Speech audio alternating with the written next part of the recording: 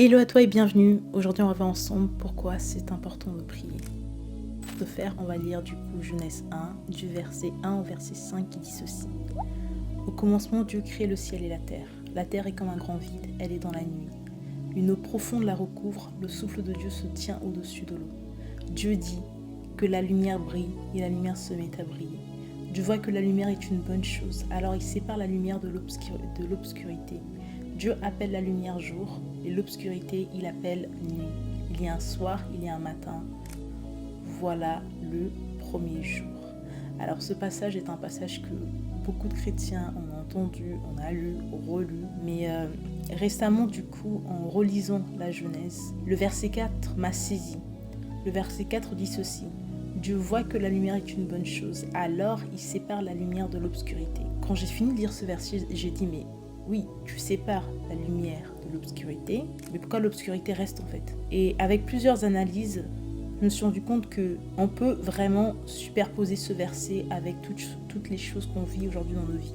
Dans le sens où je m'explique. Quand on vient à Dieu du coup avec qui on est, exactement comme on est, et quand on vient à lui, il y a le passé, il y a nos blessures, il y a plein de choses qui font que quand on vient à Dieu, malgré le fait qu'on a sa lumière, on peut toujours se sentir pas assez bien, on peut toujours se sentir pas assez choisi, on peut toujours se sentir pas assez aimé, et je me suis rendu compte en fait, malgré le fait qu'on a la lumière et la grâce et qu'on est sauvé et qu'on a fait notre baptême, parfois en fait on a toujours l'impression d'être exactement la personne qu'on était. Et ce verset 4 m'a vraiment illuminé l'esprit dans le sens où je me suis rendu compte que Dieu, il va séparer l'obscurité de la lumière. Mais sa lumière sera là et l'obscurité du coup de passé seront également là. Et ce qui fera la différence, c'est pour ça en fait on encourage beaucoup la jeunesse à lire la Bible.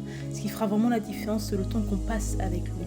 Parce que le plus de temps qu'on passe avec lui, le plus de temps en fait, on va se rendre compte qu'on sera transformé petit à petit. Donc pourquoi est-ce que c'est important de prier? Je vais faire ça très court. C'est important de prier parce que la lumière qui cohabite avec du coup les ténèbres qui sont en nous prendra plus de place. Le plus de temps que tu passes avec Dieu, le plus de place tu lui laisses et le plus tu te laisses transformer. Tu te laisses transformer, tu te laisses renouveler en fait. Tu laisses ton intelligence se faire renouveler par la présence de Dieu. Et en fait, ça rejoint du coup Romains 12, le verset 2. Soyez transformés par le renouvellement de votre intelligence. Tu seras renouvelé dans ton intelligence, dans ton intégrité, dans ta personnalité. Le plus de temps que tu accorderas à Dieu, le plus que tu vas le laisser en fait agir dans ta vie. À toi qui te demande pourquoi est-ce que je dois prier, étant donné que Dieu sait tout, étant donné que Dieu fait tout. En fait, prier, c'est vraiment un acte où on vient en fait, on se rapproche de Dieu, on converse avec lui afin qu'il puisse transformer qui on est. C'est pour ça que c'est important de prier, mais bon, je ferai une prochaine vidéo, mais je pense que je l'ai déjà fait sur pour qui prier. La Bible parle spécifiquement de comment et pour qui prier. C'est tout pour aujourd'hui.